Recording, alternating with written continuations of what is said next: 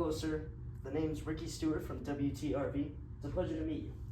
The pleasure is all mine. Thank you for taking the time to interview me. Of course, of course. Would you mind me asking you a few questions? No, that is quite all right. I'm sure that you will find that I am not deserving of my stay within this asylum. Yes, well, I'd like to take a step into your shoes for a moment and clear up the conceptions of your madness. What is going through your head as you think about your trial tomorrow? Very, very dreadfully nervous I have been and am. Why will you say that I am mad? I am not mad, so while I feel some nervousness in my stomach, I know that I am innocent. Okay, let's get into it. Why go after Mr. Thomas? Your neighbor said you had a very good standing with the old man. Yes, I did quite like the old man. In fact, I was never kinder to the old man than during the whole week before I killed him. But his eye, his evil eye, it stared me down like a vulture. A pale blue eye with a film over it. Whenever it fell upon me, my blood ran cold. How did the eye... You hear that sound? Excuse me? That sound, did you hear it? No. Carry on then, I suppose. How did this eye motivate you to kill him? Oh, yes. I could feel the beginnings of a curse.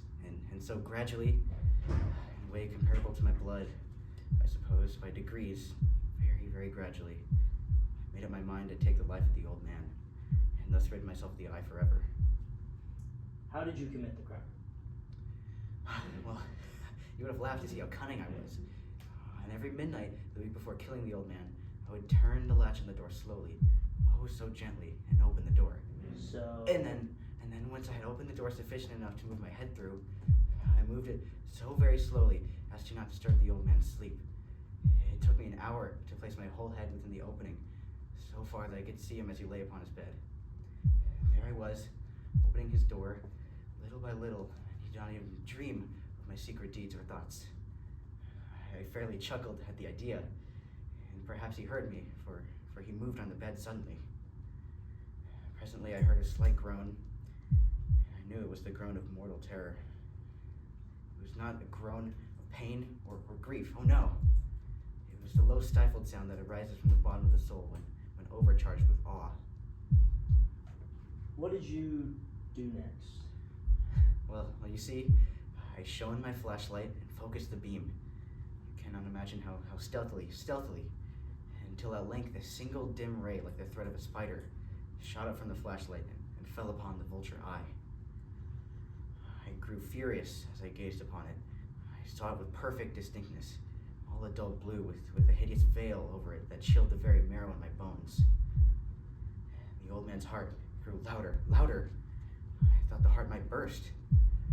He knew his hour had come.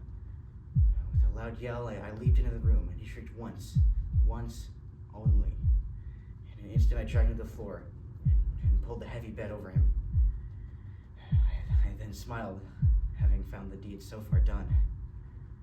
The old man was dead. He was stone dead. His eye would trouble me no more. That is interesting. Yes, well, would a madman have been so wise as this? No, not really, sir. But, would you mind describing what exactly you were thinking when you committed the murder? You fancy me mad, but madmen know nothing. A madman would hardly be as wise as I. How so? Were you to have seen how wisely I proceeded, with what caution, with what foresight, with what stealth I went to work, I know you would be convinced. I see. Do you feel guilt for what you've done to Mr. Thomas?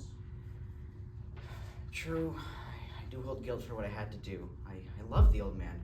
He had never wronged me, he had never given me insult, but his eye, it vexed me truly and shook me to my core. This was an act of desperation, you understand. Well, when the body was found under the floorboards, were those times where you were thinking of how grotesque and wrong it was? There were times, but the drive to continue doing what I was doing overpowered any feelings of revulsion.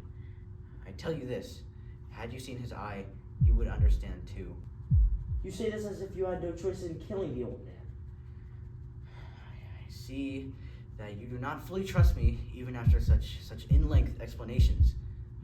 For a moment, Ricky, view this logically. His eye was evil, that man's vulture eye. As much as I loved him, and truly I did, I had to do this justice for the world. Enough, sir. That is enough. I think I heard all I want for today. I thought you wanted the truth, that you wanted to find out what really happened. I think we know what happened. You were just like them. I had to. You doubt me. You are toying with me. I had to. I had to.